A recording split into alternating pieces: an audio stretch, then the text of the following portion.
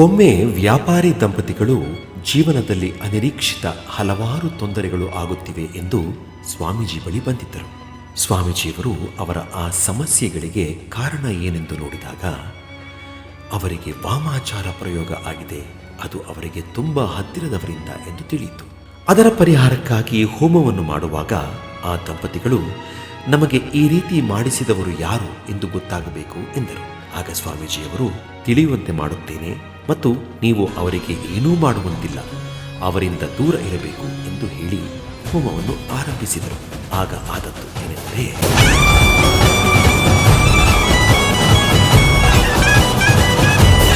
ಇವರಿಗೆ ವಾಮಾಚಾರ ಮಾಡಿಸಿದವರ ಒಂದು ಬೆರಳಿನ ತುಂಡು ಹೋಮಕುಂಡದಲ್ಲಿ ಕಾಣಿಸಿತು.